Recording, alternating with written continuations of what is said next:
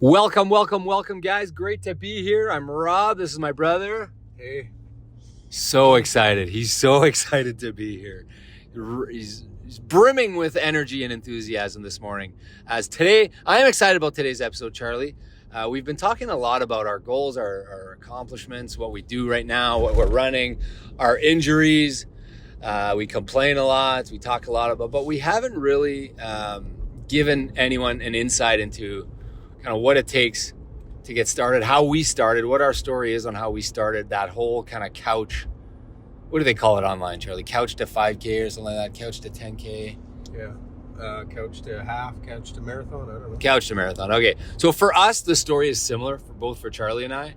It's a, this intersection? No, this is still the same. It's a couch to marathon for us, but there were some interjecting episodes there. And just to rewind the clock a little bit, 3 years back, 2021 is when I started running. I was looking at my Fitbit stats from yesterday, from late 2020 and early 2021.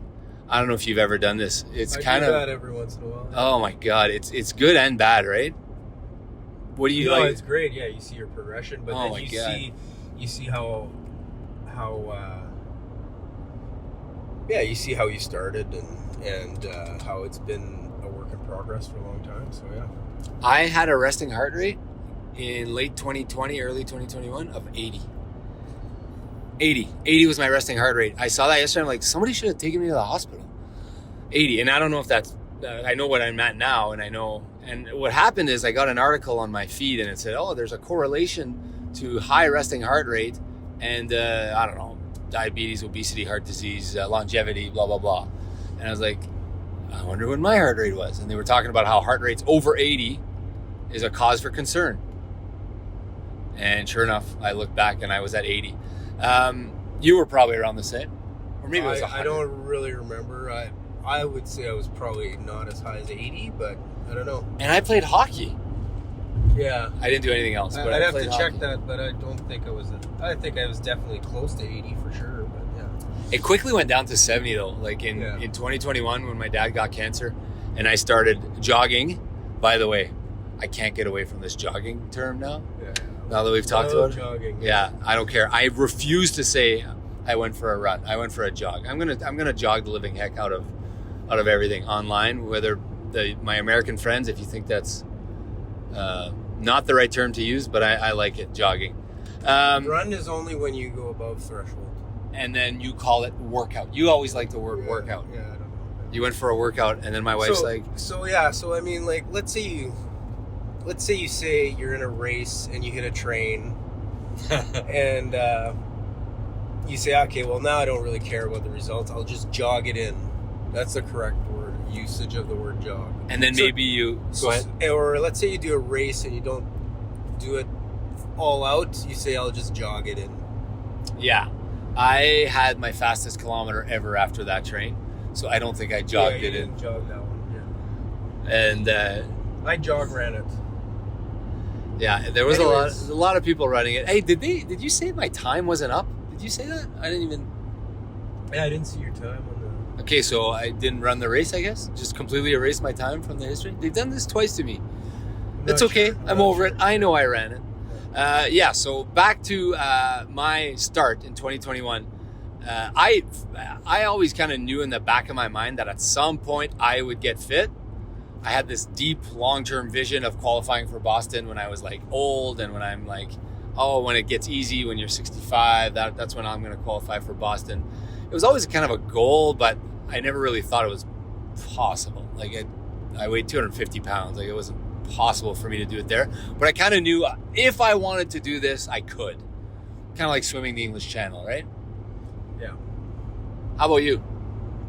Very similar. So I was very overweight, and I couldn't even run. I don't think I could run a quarter mile, like for 400 meters, without stopping. But I did. I had been in shape previously in my life, so I was like, I did have a bit of confidence that I could do things. So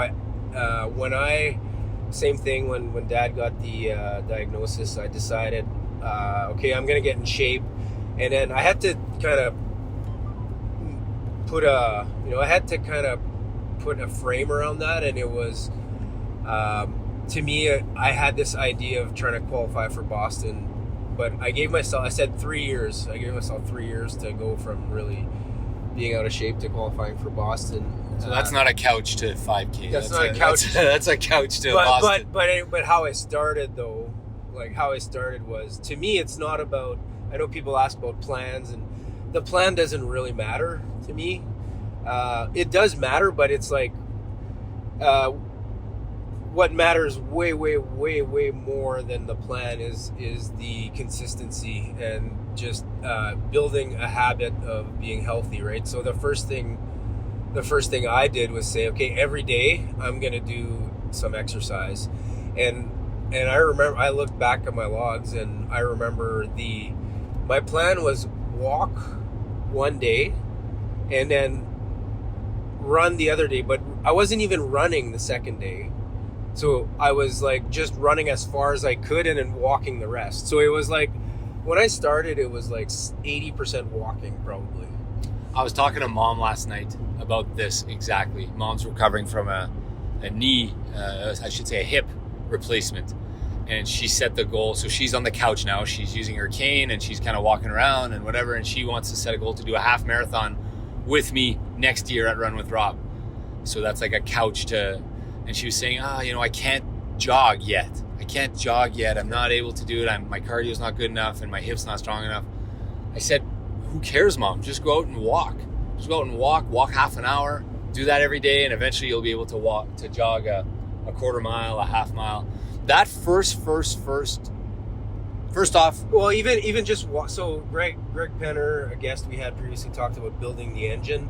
I think when you start out, if you're not in great shape, even walking at a slow pace will build that engine. Once you get in better shape, if you walk a little bit faster, that will start building the engine. You wouldn't believe it, but it does. It builds a little bit of aerobic fitness, even if it's just walking. I believe. People often tell me, I need a plan. I need to do this. I need to figure out my shoes. I need to figure out nutrition. I want to do a couch to 10K. You alluded to it, but I'm going to hammer this point home a little bit more. Those are all details for now, for day one. The most important thing is you start today. Deciding you're going to do it. Whatever that means. And you start today. It's not next week. It's not next month. It's today. And it's got to be something that you can do. So for me, it was walking an hour a day. No problem, right? And on that piece real quick, I always tell people, set the bar lower so that you don't quit this program. You don't quit this whatever you're committing to. People will go, I'm going to run 50 miles every week starting today. Well, that's probably not going to happen. You're probably going to quit that. Or 10 hard miles today, and then that's going to be, well, maybe start a little something that you're going to be able to do. And for you, that was walking. And I'm guilty of this. I would say, you know what, I think I could probably do whatever. And it was a little too much, and then I have to bite off more than I could chew. But just start today. Start with something that you can do and commit to doing that. And you have to be decided in your head. Yeah, and then I think I would add to that, to make it a bit fun too at the beginning, is so now I'm getting a bit more into the details here. Yeah, go ahead. But I think he's not following the script for the record, but that's okay. But I think I had this big goal, but I would also, every month, I would write myself a goal for that month. It might be something like, so when I started, it was like maybe run a mile was my goal. Being able to run a full mile without stopping could have been my goal for the first month. And then the next month, it could have been be able to run 5 miles in an hour or something like that. So these small steps feel good when you reach them. But yeah, so I think intermediate goals helps. You would write them down, obviously. Yeah, I wrote them all down. Yeah. I would just put in my notes. I would just open my notes app on my phone and I'd write 5 things down. And I'll never forget the time I wrote my life goals. I probably told you this story before. And I had climb Mount Everest, golf Augusta, crush a stand-up comedy set. Yeah. I had lead an act as a music, as a lead singer in a band. Yeah. And then I had run a sub 4 hour marathon. That was, to me, equivalent of climbing Mount Everest and golfing Augusta. At that point in your life. Well, it was so like outside of the realm of possibility. Yeah, well, it's not easy. Running a 4 hour marathon, you know what they say about marathons? What do they say? They're hard. They're hard, yeah. But I want to take you back real quick to, do you remember how you were when you got that phone call from Claude and what your decision process was to kind of get going? Because that was the catalyst. I got it from Mom. Right, from Mom, obviously. Yeah. It was just like, I had been thinking about this. Like, I wanted to, but that like made me actually do something. Like the next day I just decided, okay, I'm doing stuff, you know. Was it because you realized how fragile life was? Yeah.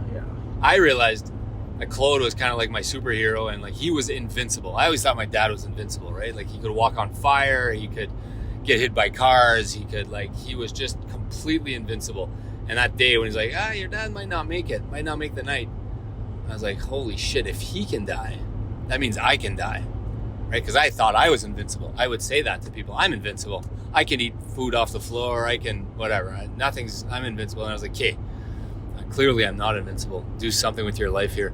The first catalyst for me, so I talked about how I started walking, and I didn't even, to be clear, anyone who's listening to this episode, we were not talking to each other, you and I, at this point. Oh, yeah, no. There was zero discussion happening between Charlie and I, not even texting. Yeah, we weren't seeing each other, we weren't texting. This was during COVID. We had no clue what each other was doing. But that next day, I texted Mom, and I said, can we go for a walk? We went for a walk, and that's how it started for me. The month of June was just around the corner, and I decided then that I would do 5 kilometers every day. I said it. You talked about intermediate goals, Charlie. I talked about setting an intermediate goal, doing 5 kilometers every day. I looked through my jogs the other day. Well, they weren't jogs. I checked out my heart rate. I would go and I'd crank it up to 180 in the first 4 minutes, really? And then I'd have to walk. Like, I've rarely ever seen your heart rate at 180 anymore. Like, it doesn't even get that high. I know, but imagine a 250-pound behemoth trying to run a 10-minute mile. Well, I remember that when I started out, it would be, I would start running, and as soon as I would start running, my heart rate would hit 165, immediately. And I just try to hold that for half a mile or a mile at a time. So painful. Yeah. So painful. And then, but I mean, it would have been pretty easy to quit there, and I get it. Anyone who's listening who's like, it's hard, and you're pretending it's not hard. So what we're saying is, we know it's hard, but instead of saying run 5-10 minute miles on your first day, just walk half hour, walk 30 minutes, 20 minutes, 40 minutes. I mean, we were really overweight, and we were walking a lot. But what happened real quick for me is I started realizing that I think I'm going to be able to run that mile. I think I'm going to do that. And by the end of June, 1 month, I was able to actually run a 5K. I was able to actually run it. Yeah, I'd have to check back, but yeah, it didn't take very long for me either. At some point I was able to run for the whole hour. I think that took about 2 months. But the key was consistency. Yeah. Definitely consistency. And I threw in some long 2-hour walks, occasional long 2-hour walks on Sundays, which I think helped. And there's no shame in that, right? People are, you can't be walking. If you're jogging and you have to walk for, 10 minutes in the middle of a 30-minute jog, or 5 minutes, or whatever, I always tell people, just walk. What's the big deal? There's no shame. Yeah, just go slower. Go slower. Yeah. And I think that's the biggest key. So if you were to say to start, some of the keys to start the first kind of day, one, you said consistency, determination, stick-to-itiveness, whatever you want to call it. Decide that you're going to do it. Make the decision. Yeah, figure out a schedule. Don't say, I'll try to run on this day. Say, I will run, or I will go out, and my plan is every day at 7 a.m. or whatever your plan is, but commit to it and do it.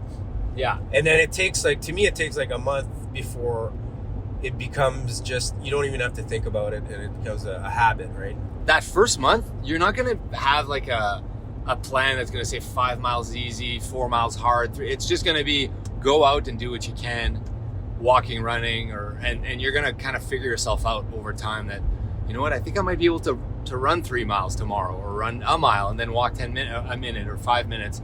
But you really have to just be consistent. I would say be prepared to walk that first month or two, and just. Well, depending on where your fitness is at, but yeah, I mean, depending for sure. Yeah. But there are some people, like I had to do it almost a full month, Yeah. and I was quote unquote an athlete, Charlie. Yeah. I was an athlete. I was playing hockey. That's about it. That's all I was doing. Okay, so you talked about that. You talked about not getting down and discouraged if it's not going as fast as you can, obviously, because it will come. Yeah, if you commit to it and you're consistent, definitely it will come, yeah. The commitment's more important. Decide how many days a week you're going to walk or run. And I would say be prepared to do it to me, it's got to be like consistent to the point that it's 4, 5, or 6 days, something like that, to get you going.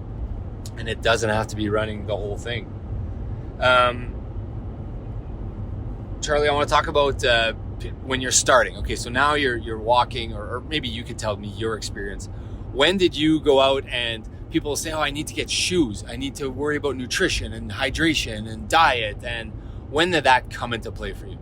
Well, I the shoes I got right away because I knew it was important because I'd previously run marathons, right? So I knew that was important. So I had that experience to rely on, but all the other stuff I didn't really care about. Yeah, I didn't understand nutrition and hydration till forever.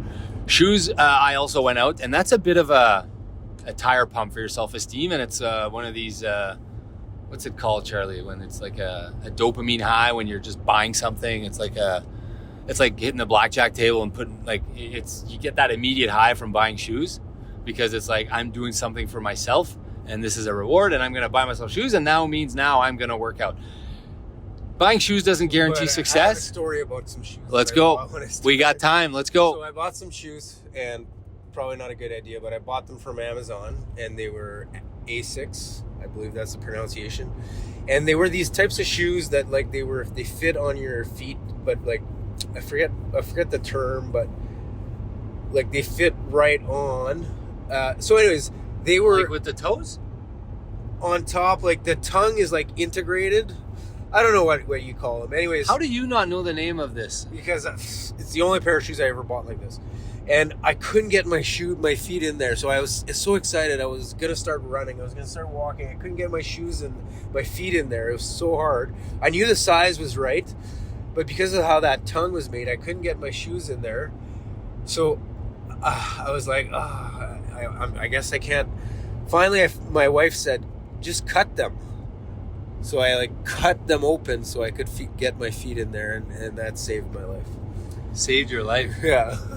When my wife said, just cut them. I think you can return shoes on Amazon. But yeah, I know, but I wanted to start the next day. Yeah. Okay, I get it. And you didn't want to pull out the old tennis shoes. Yeah, no. Yeah. I had a pair of shoes that my wife had bought me when Derek and I made an Amazing Race application video. We made this video. Amazing. I got to show it to you. Have you seen that video? I think I have, yeah. Oh, it's Derek and I, and we were canoeing down the river and stuff. Anyways, we were going to be on Amazing Race.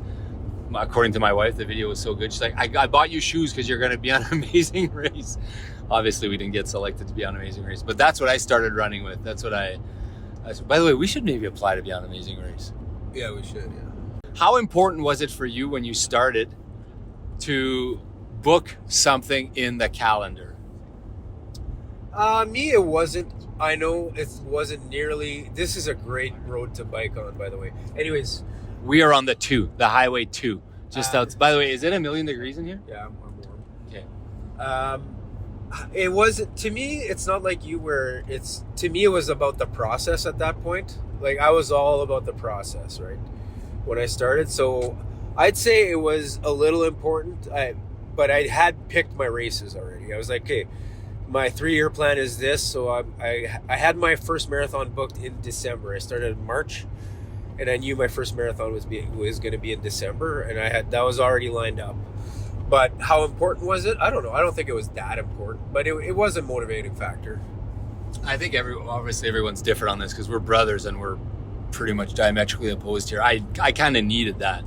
I needed that point in the distance to be like, every time I would go for something, I'd be like, okay, that's on the race day. That's how. So I signed up for the Manitoba Marathon before I had run a 5K. Like before I had finished the month of June for CMV Awareness Month, where Denis Vietfalo challenged me to do a 5K every day, and he would donate $5,000 to the charity. I had signed up for a marathon in September. So that was, what was that, 4 months out? Oh, it was in September that year? Yeah, they had the COVID year. Right. Okay, So it was September. So I was like, I got more time. I'm going to train all summer and I'll get there. For me, it was important. But people who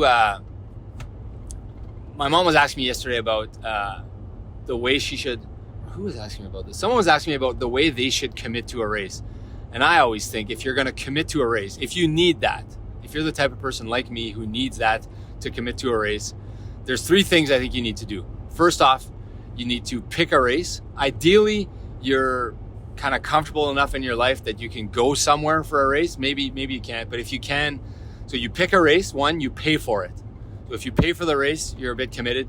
2, you book your flights and or your travel. And 3, you tell everyone you know about it. Those are my 3 rules. My 3 rules for committing to a race, because then you're kind of screwed. You can't back out. If you do those 3 things, the most important is telling everyone you know about it. Because if you tell everyone you know that you're going to do a triathlon or an Ironman or a marathon or a 10K or a 5K, and you put it on Facebook and you commit to it, if you're that type of person, you kind of got to do it now. If that's helpful for you, would that mean anything to you, Charlie? Yeah, for sure. If you tell people, you feel a bit more pressure. It depends on the type of person. I feel like maybe your first few races you want to do that. I feel like maybe I perform better with less pressure, so maybe I don't always do that. Under pressure. Yeah. Anyways, what about setting goals? So you're kind of like, how did you pick? I guess kind of like me. I picked how I wanted to qualify. I thought 65 was the year I was going to qualify for Boston when it goes down to like 4 hours or whatever. Yeah.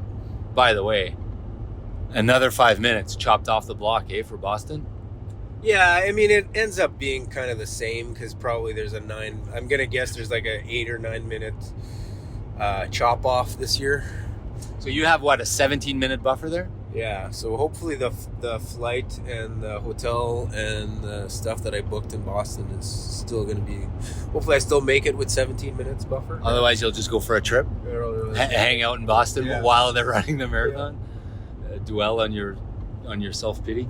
So I think you do a self-assessment and you set some goals. So you set Boston, I set Boston.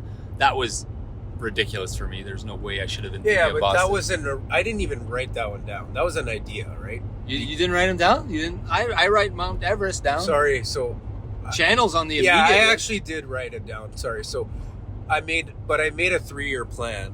Yeah. Where that was like 3 years, and I kind of followed it pretty close, but not that close. Yeah.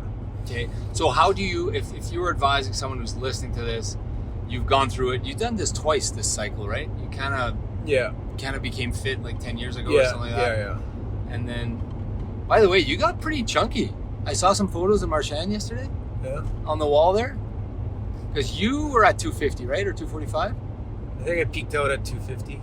So you're on a 5'9" frame. I'm on a 5'11" frame. So, yeah, I think you were chunkier than me. Yeah. This isn't a competition of who is chunkier, but I think Charlie was mathematically chunkier, if that's what we're discussing. Yeah. And by the way, I just have really thick bones. Lots of bones, lots of thick bones, lots of milk. How did you? Okay, so if someone's saying like, okay, you set these goals, I don't want to. I'm not thinking Boston. If someone's saying that, how would you self-assess where you are today? What would be the best way to do that? Is it useful to self-assess today? Would you say? For everyone? Well, it depends where in your journey. Like, I think to start, you just start. Like, you don't think about these things, and then But obviously, if you start, like, give yourself an idea of something you'd want to accomplish eventually. I think, right? So I think for some people it might be a half or a 5K or whatever, right? Like, I think that makes sense. I think if you're gonna go out and do like long runs, quote unquote long runs on the weekend, long jogs, you need to have. For me, I need to have something in the distance. Okay, so you do some self-assessment. You pick a race. how would you set some goals? Like, how would you decide what race you want to pick if you were to get advising someone on that? Couch to 5K. I guess it just depends on what you want to do, right? Well, I don't know what you think, but for me, it was just timing, right? So I was like, 6 months sounds like about a right time to give me for this goal. So the race didn't really matter. It was just like when it was for me. Yeah. What about you? Yeah, I think I don't know. I had done a marathon. I had done 2 marathons, and I was like, okay, I need to get back to that. This is fun. I love running. Yeah. It was so fun so early that I knew I enjoyed it, and I knew I like that. There's like a light bulb that went off that I will never. I think you've said this before. I knew I was never going to be fat again. I was pretty sure I was never going to drink again. Even though I had just kind of experimented with soberness early on, like I wasn't fully sober yet, but I was pretty sure I knew that I was going to run for the rest of my life. Like I enjoyed it that much. The dopamine high, I've always been a guy who's chased highs. I've always been, whether it's like, I don't know, $100 bet at the craps table or whatever, the high from booze or whatever it may be. I've always chased those highs. Thank God I never touched drugs, because that would have been a disaster for me. No cigarettes and no coffee either. Thank God, because I'd be a 9 cup of coffee guy probably if I drank coffee. I am a 9 cup of coffee guy, so yeah. So I was always a high chaser. I always kind of went out and when I got this high from running, I was like, okay, this is going to be the one that's going to replace my other highs. And this is better, probably, arguably. My wife might disagree today, but I am certainly happy with where I am. Okay, so I knew that I was going to do a race. I didn't set any goals, but my first goal, I remember I talked to you that first time I saw you, 4 weeks before the Manitoba Marathon, when we bumped into each other in Marchand. First time we'd saw each other in COVID. Yeah. And I was like, dude, what are you? And you're like, I'm running. What are you? I was like, I'm running too. Holy shit. And you're like, I'm running the Manitoba Marathon next month. And then you asked me about my training, and I said, I don't know what I'm doing, but I'm running 10-minute miles. So I did 6 today, and tomorrow I'm going to do 8 or whatever. And I said, my goal is to do, I think my goal was 4:30. And you were like, no. 4:22. You want to do 10-minute mile pace. You could do 10-minute mile pace. Yeah, I think I was wrong on that one, but yeah. Anyways, I did a 4:48. Well, they're hard. Well, I had never run more than 15 miles, I think. Dude, I checked my training. Yeah. I thought I was training a ton back then. Yeah. I was not training a ton. My longest run for that first marathon was 15 miles. Yeah, but it was probably the amount of time that would take you to run 20 miles now. Yeah. And then my second marathon, I did one jog longer than 15 miles. Yeah, but you were training for an Ironman, right? No. We went to Tucson there. So I didn't decide I was doing an Ironman until after on the flight back. I was like, now what? And you're like, you should do an Ironman. No. Tucson is when I broke 4. Yeah, Tucson, yeah. Okay. And I checked all my jogs. I could not believe this. I had one jog that was longer than 15 miles. I remember I was so proud of myself that day. I took a screenshot. I sent it to everyone at the office. I did 4 hours on the treadmill at 10-minute miles with a 1-minute break every half hour. 1 minute of walking every half hour. It's like 24 miles. No, maybe it was 22 miles or 20, whatever that ended up being. And I was so proud of myself. And the treadmill had measured more, so I was like on a Fitbit. So it said 26.1 miles, and I was like, I'm not gonna tell them that I only did 24. I'm just gonna let the screenshot talk for itself. So I sent it to everyone at the office. Yeah, no big deal. Just put in a tough workout today. How you guys doing? How's your morning going? And I was so proud of myself. Anyways, that's all I did. And then at least I knew I pulled a Charlie Teacher. I did the 27 miles before race day. Anyway, so I had set that as a goal. We did bring in 2 special guests just for the tail end of this episode. We got Simo, Chris Morissette, and then we also have Eric Vielfort. Eric Vielfort, who's done the same. Running his first marathon today, is he? Yeah, but ça c'est pas poussé ça. Yeah. Charlie can't follow the script. No, That's I don't okay. He follow doesn't the know what's scripts. going on. Okay. CV, how are we feeling? Feeling good? Feeling alive? No, let's talk about when your kind of Journey. when you started. So you've been fit most of your life, from what I recall. Yeah, I wouldn't say I went to 80 heartbeat resting, but I think that's a chirp. I know, that's a chirp. I was blown away when I saw that 80 heart rates. Holy smokes. No, I've been fit, but then when I got to late 20s, early 30s, I figured out I couldn't run 15 minutes anymore without hurting a lot. Did you kind of run the whole way through? I did a handful of half marathons early to mid 20s, then kind of dropped off. Then And you're in your late 30s right now? Officially late 30s, yep. Yeah. Yeah. And you kind of, when did you take it somewhat seriously? Well, listening to you guys, the irony of this is I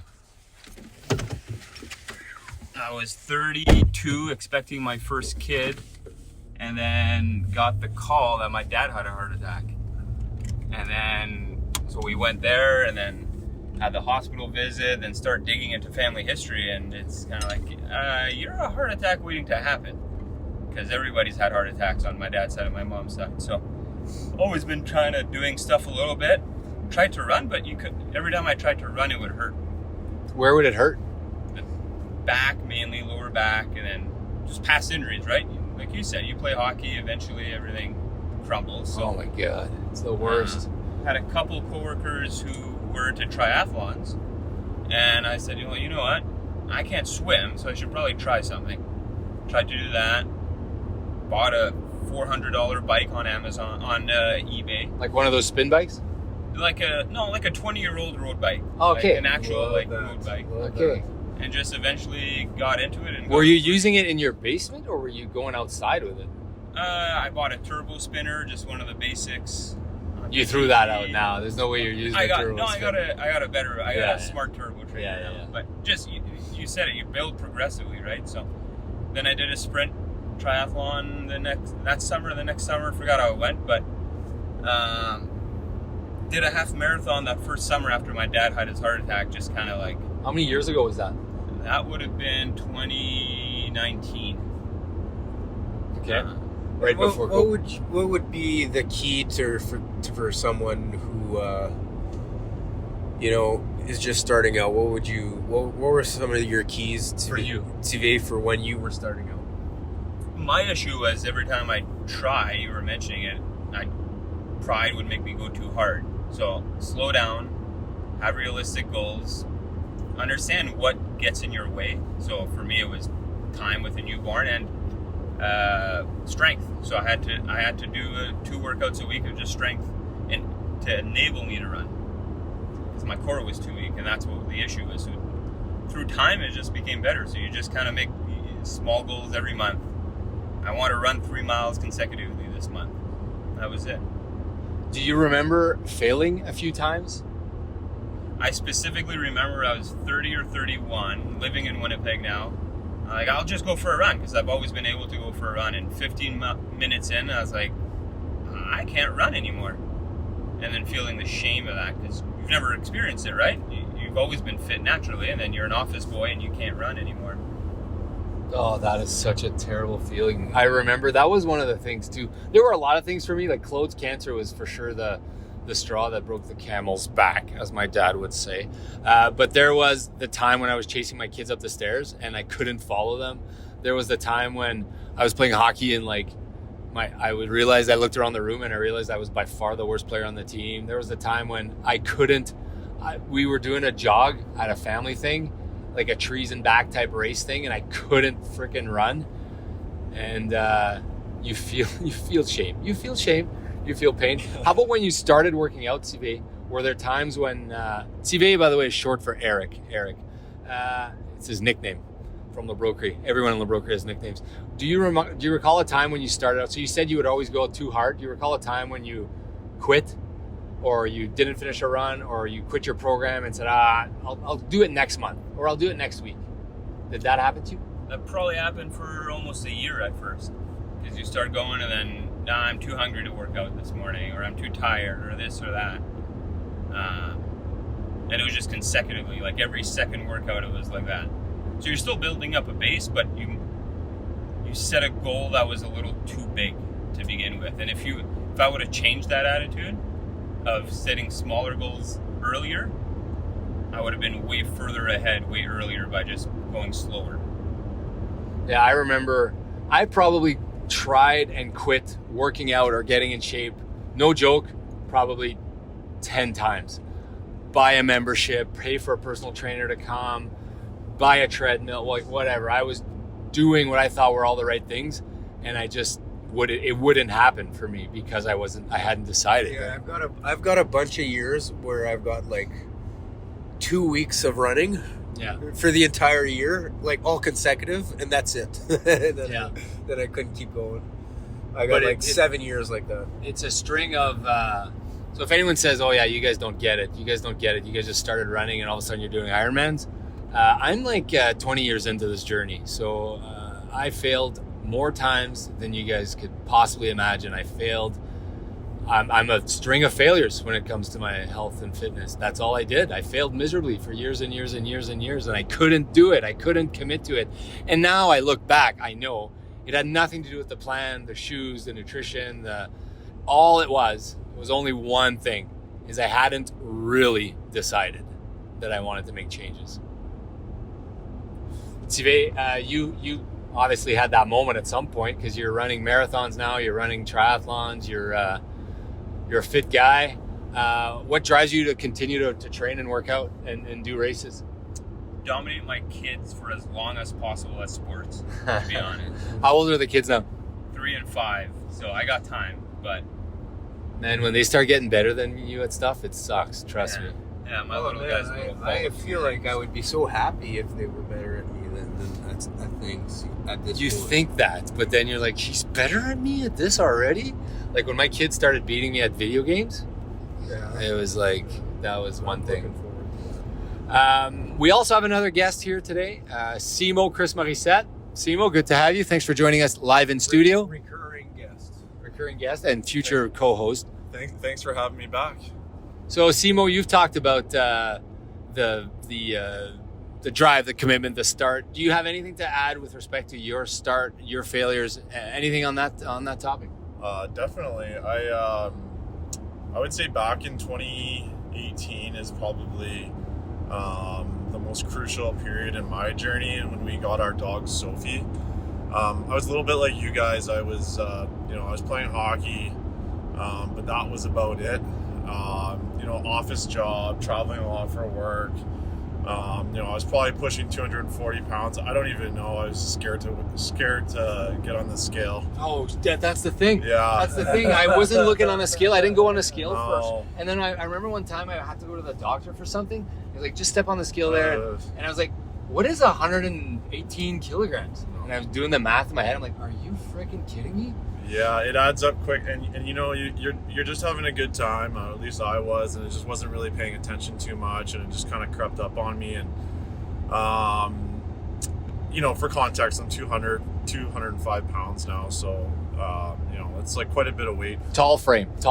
Yeah, and so we got our dog Sophie, and it immediately like sparked some energy in me, and like she's got a big gas tank, and if I didn't take her out for 5 to 6, 7K every day, it was like I was paying for it one way or another. So I would say like I feel like I deleted 25 pounds almost immediately as soon as I got her. It like completely changed me.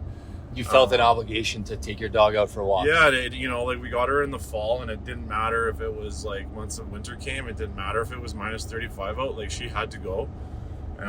And there was no excuse. Like if we didn't have time, we had to find time. Like, and that was like the start of my consistency. I was, that was every day, and I found that enjoyable. So it was like it turned into like a walk run, and I was consistent with that. But other than that, I wasn't training for anything. Like I lost the weight, and then I would say the second part of COVID is when I kind of was like, okay, I really want to like.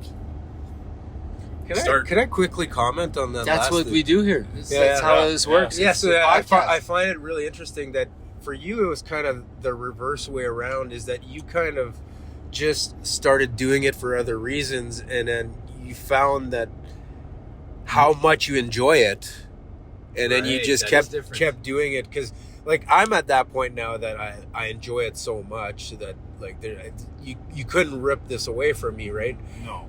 But so yeah, I find it interesting. Sorry, keep going. No, about that's the good. So he found it. We were looking for it. Yeah. And he found it.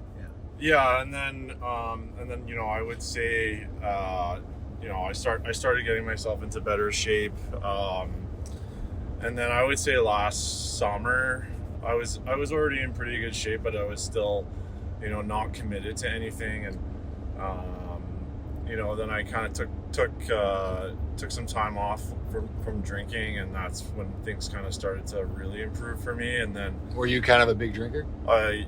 definitely way too much, and took some time off, and then Do you things drink started- at all now? I still have some drinks every once. Yeah. So I'm not gonna sit here and say I don't drink anymore, but Yeah. it's pretty much done Yeah. for the most part.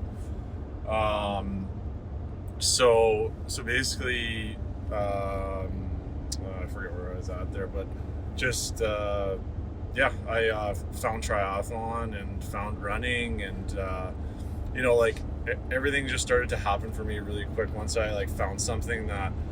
So I started to get myself into good shape, and then I found triathlon, and then everything. It's kind of like filling the void for me. Yeah. And needed all of a something. sudden, I was completely obsessed, and now I know that there's no turning back. And I completely agree with what you guys were saying with the consistency.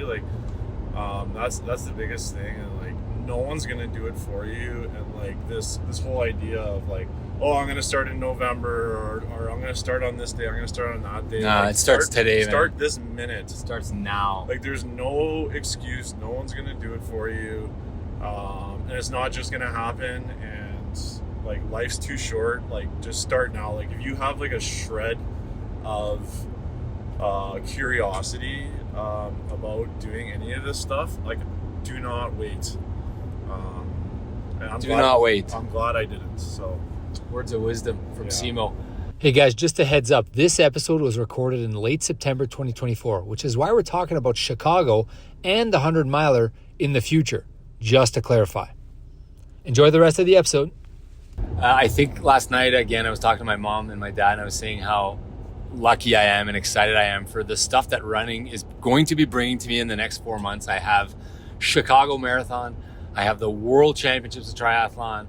I have the 100 miler backyard, Charlie, that I am so pumped. 40 straight episodes on the running journey about the 100 miler backyard. And then I have 7 marathons, 7 days, 7 continents. We are going to want to murder each other, my brother and I. That's way too much time to be spending together. But running has brought this to me, and I can't think of where I would be if I didn't have all these unbelievable things to look forward to. And someone asked me the other day, hey, are you happier now that you're not drinking and you're running and you've become this crazy person?